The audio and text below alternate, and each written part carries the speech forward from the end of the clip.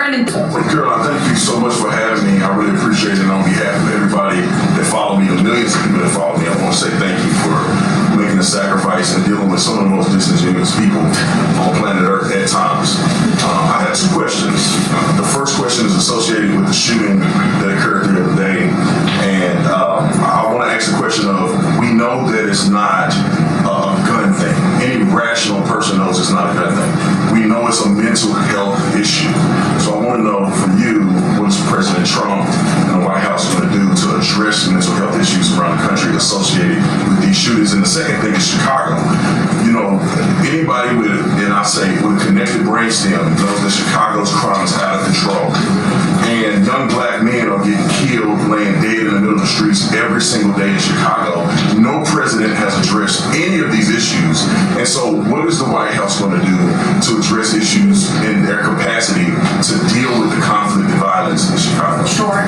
Well, to your first question about this shooting in Minnesota, right now, the administration is focused on helping the people of Minnesota. It's been less than a day, of course, since this tragedy happened. We have federal law enforcement on the ground assisting local law enforcement. This investigation is ongoing. There's still a lot of facts to understand about these circumstances, and so we're going to continue to do that. As for Chicago and cracking down on crime, it is a priority of this administration to ensure that American cities are safe again, and I'm so glad that you brought up the crime in Chicago, because we've been seeing the governor of Illinois parading out there saying that there's nothing wrong with Chicago, it's a great place to live, there's no crime there, he doesn't need President Trump's help. Well, I think the residents of Chicago beg to differ, and the statistics beg to differ, and I'll just share a few of those statistics with all of you. For 13 consecutive years, Chicago has had the most murders of any U.S. city.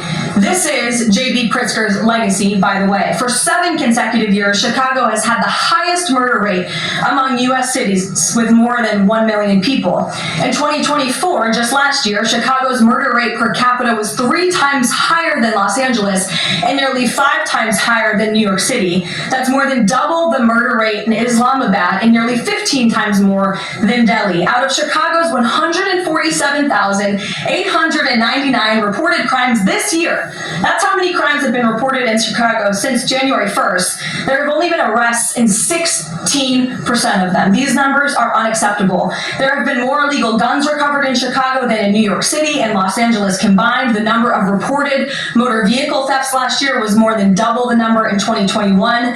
And Chicago has also, just like DC, come under scrutiny over discrepancies in its homicide data reporting. So as bad as these numbers are, perhaps they are even worse. And this is Governor Pritzker's legacy. He should put politics aside. He should pick up the phone and call this president, who would be more than happy to do right by law-abiding American residents in the city of Chicago, and we hope that he will. Gabe, and thanks for being here, Brandon. Gabe. Yeah, thank you so much. First, on the firing of the CDC director, we'll replace her. And then also, overnight, the White House said that she did not align with the president's agenda. Dr. Menard's attorney said that she refused to rubber-stamp unscientific, reckless directives and fire dedicated health experts. What specifically did she do? Look, what I will say about this individual is that her lawyer's statement made it abundantly clear themselves that she was not aligned with the president's mission to make America healthy again. And the secretary asked her to resign. She said she would, and then she said she wouldn't, so the president fired her, which he has every right to do. It was President Trump who was overwhelmingly reelected on November 5th. This woman has never received a vote in her life, and the president has the authority to fire those who are not aligned with his mission. A new replacement will be announced by either the president or the secretary very soon, and the president and Secretary Kennedy are committed to restoring trust and transparency and credibility to the CDC by ensuring their leadership and their decisions are more public-facing, more accountable, strengthening our public health system, and restoring it to its core mission of protecting Americans from communicable diseases, investing in innovation to prevent, detect, and respond to future threats. That's the mission of the CDC, and we're going to make sure that folks that are in positions of leadership there are aligned with that mission. And briefly on another topic, alligator outbreak. Last week, a judge on an environmental concerns lawsuit said that the administration had 60 days to wind down operations there, state officials did. The administration has not been shy in fighting back against what it calls activist judges, but why is it backing down this time? We're not backing down. We've always said that we are going to continue to fight in the court of law for what's right, because we know that what this administration is doing with respect to all policy, but also immigration policy, is above the books, and we're abiding by our nation's immigration laws. And we think it's despicable that an activist judge has inserted themselves in this migrant detention facility to the point where DHS is now having to relocate these illegal immigrants to other detention facilities around the country. That is an unnecessary burden on the Department of Homeland Security and these agents who should be removing these criminals from our community. That's what the American people elected this president to do. So we've always maintained, Gabe, we're going to comply with court orders, but we're also going to fight back on them on the merits of the law. And DHS is in compliance while we disagree with this decision, and we'll continue to fight it in court. Let's go to... Hey, go ahead. Thanks so much. So just following up on the CDC firing. Sure.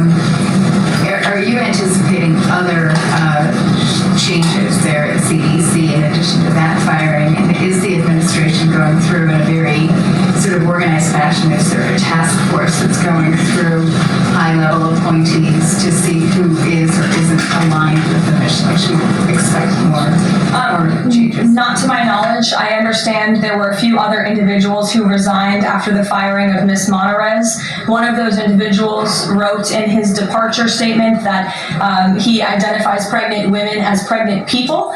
So that's not someone who we want in this administration anyway. So if people are not aligned with the president's vision and the secretary's vision to make our country healthy again, then we will gladly show them the door. Karoline, can I just go to the back? Thank you, Karoline. Go behind you, Andrew. Go ahead. Oh, thank you, Karoline. The military deployment that President Trump has sent to the Caribbean Sea close to the shores with Venezuela is massive. It's much more than is needed to simply counter narcotics operations.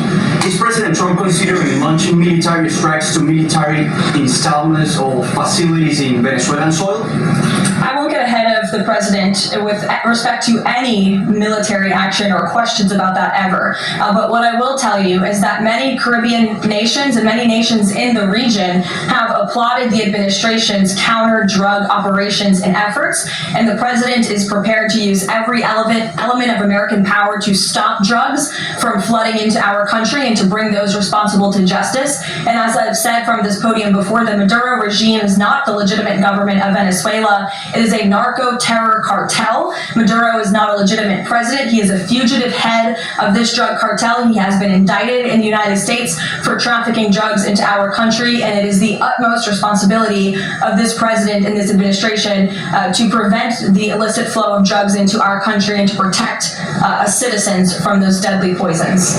Reagan. Thanks, Caroline. I have two questions for you. Sure. Democrats, including former White House Press Secretary Jen Psaki and Minneapolis Mayor Jacob Frey, attacked Prayer and pushed gun control in the aftermath of yesterday's shooting. What's the White House's response to their comments? Yes, I saw the comments of my predecessor, Ms. Psaki, and frankly, I think they're incredibly insensitive and disrespectful to the tens of millions of Americans of faith across this country who believe in the power of prayer, who believe that prayer works, and who believe that in a time of mourning like this, when beautiful young children were killed while praying in a church, it's utterly disrespectful to deride the power of prayer in this country, and it's disrespectful to the millions of Americans of faith. And I would encourage Ms. Psaki to pray for these families themselves who need it right now more than ever. My second question for you is that there have been media outlets who glazed over the fact that the shooter was confused in their gender identity. Does the administration believe that this element needs to be investigated in the shooting? All of the elements are being investigated in the shooting, absolutely. Which is why part of the reason the FBI director came out and immediately confirmed that facet of the investigation. John. Thanks a lot, Caroline. Two questions on two separate issues. First of all, the drone and missile strikes that took place overnight in Ukraine. General Keith Kellogg, the president's special envoy, has described these attacks as egregious. Do you agree with that description, and do you view President Putin as an impediment to getting peace between these two countries? Well, it's not about if I agree, it's about what the president thinks, and I know what the president thinks because I talked to him about this. He was not happy about this news, but he was also not surprised. These are two countries that have been at war for a very long time. Russia launched this attack on Kyiv, and likewise, Ukraine recently dealt a blow to Russia's oil refineries. They have taken out, as a matter of fact, 20% of Russia's oil refinery capacity over the course of their attacks throughout the month of August. So the president is continuing to watch this intently, and this killing, unfortunately, will continue as long as the war continues, which is why the president wants it to end. And that's why he's worked harder than anyone to end this war, which would have never started if he were president. But perhaps both sides of this war are not ready to end it themselves. The president wants it to end, but the leaders of these two countries need it to end and want it to end, must want it to end as well. And I think the president will make some additional statements on this later. My second question has to do with, I just had one more, if I may. It has to do with the president's intention to remove Lisa Cook as a member of the Federal Reserve Board. He is going or acting upon allegations that have been made by Trump administration official Bill Pulte. These are just allegations. She hasn't been convicted yet of any crime. Is the administration opposed to allowing Ms. Cook to have due process to challenge what has been alleged against her? I believe she is challenging it. I believe she just filed a lawsuit today, and Mr. Pulte has deferred those allegations over to the Department of Justice to investigate them. What I will say is that you had these mortgage receipts very clearly shown to the president, and he has the cause that he needs to fire this individual. He laid it out in the letter that he provided to her and to the public as well. And so we'll continue to fight this battle. Carrie. Caroline, so the president just announced that he wants to have a convention right before the midterms next year. The DNC has countered that they too want to have a convention right before the midterms as well. What's the White House's response to that? And can you give us a little bit of a hint or a tease here as to how the president envisions convention Look, the president put out a statement on this earlier today. I'll let him speak further on the plans that he envisions, but I think he's very proud of the accomplishments and the achievements of his administration, as he should be. The most secure border in United States history, a crackdown on crime here in our nation's capital, an attack or a reversal of the attack on our energy industry from the previous administration. As I just pointed out to you, gas prices today, this Labor Day, are the lowest they've been since Labor Day in 2020. Our economy is bringing in trillions of dollars in revenue from all over the world again. So there's so much for Republicans and for the president and for Americans across the country to be proud of. And I think the president wants to see that celebrated. But for any further details on this as they come, we'll provide you with them. Iris. Thank you, Caroline. Two questions on the shooting. What's the administration's message to some concerned parents across the country who might be now worried about their kids' safety for like the latest incident? We completely and totally understand the concerns of parents across the country.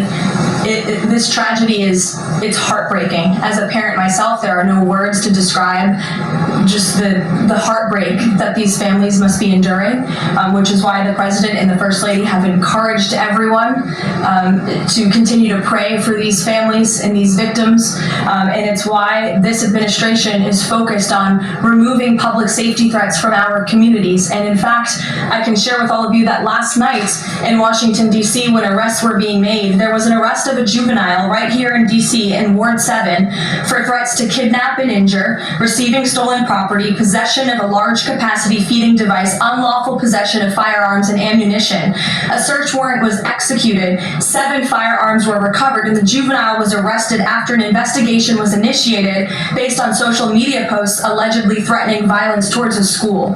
So this was a juvenile who was a risk to not just himself, but the community here in Washington, and he was removed from the community last night because of the law enforcement efforts of this administration. And I would also point to the statement of our wonderful First Lady that she released yesterday. She wrote, "The tragic mass killing in Minnesota illuminates the need for preemptive intervention in identifying school shooters. Early warning signs are often evident, with many individuals exhibiting concerning behaviors and making violent threats online prior to their actions. We encourage all Americans, as the old saying goes, if you see something, say something. If you see warning signs or threats, report it to law enforcement. This administration, federal law enforcement, will take those reports and those threats seriously. They will be treated as a law enforcement emergency, and we will act accordingly." And on the First Lady's statement, would the administration consider ramping up resources on these fronts to parents and schools across the country to help them look into these signs and prevent more tragedies? It's a very fair question. question, Iris. As for any potential future policy decisions or funding questions, it's just been over 24 hours since this tragedy occurred. Right now, we're focused on the FBI and their investigation and uncovering all the facts, and we'll leave those very important policy discussions to another day. Go ahead. Megan. I had a question about the Lisa Cook lawsuit that you mentioned. Does the president plan to wait until that lawsuit is resolved to appoint her replacement? I will leave that to the president to make that decision in that announcement himself. Brian. Thank you, Caroline. Two questions. Bouncing off the CDC situation, CDC. I'm curious if administration officials are pushing back on the president's agenda, privately, publicly, however, should they fear to lose their jobs going forward? Look, I think if you're doing your job well, and if you are executing on the vision and the promises that the president made to the public who elected him back to this office, then you should have no fear about your job. Just do your job. That's what this president wants to see.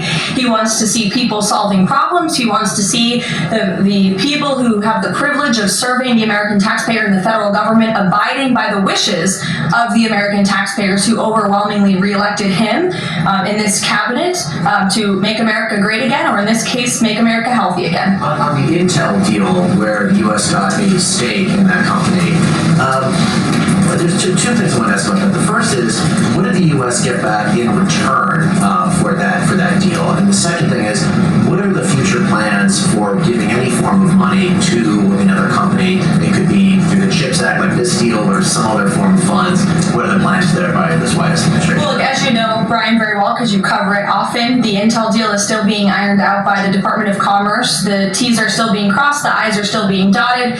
It's very much still under discussion. But the president's thinking, I can share with you, is certainly to ensure that the United States government is making our country wealthy again and is benefiting from some of these deals. And it's a creative solution. I know it's outside the box thinking, which is uncommon in this city, but it's something that he proposed and something that the Secretary of Commerce is working on putting into action. Mary.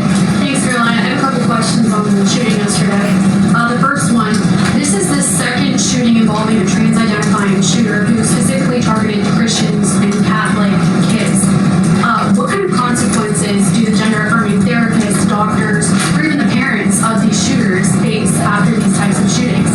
Well, as for the parents and potential therapists in this case, again, all of that is still currently being investigated by the FBI. I know the Secretary of Health and Human Services this morning said that HHS is investigating perhaps links between some of these drugs and these prescription drugs that some of these minors may be taking and an increase in violence. And obviously we have mental health problems in this country that this administration and Secretary Kennedy will continue to speak out about and the work that we're doing to solve it. Thank you. And just to follow up, I've seen a lot of calls for action, among these lawmakers saying that we should always be crying. One that I've seen on the right, actually, is calls for the FBI to institute a new class of domestic terrorism that involves trans ideology. Is that something that the administration would support? I would have to check with the appropriate people on that. Thank you, Caroline. We saw some new revised economic data come out today showing the economy moved 3.3% lift, largely buoyed by a surge in capex.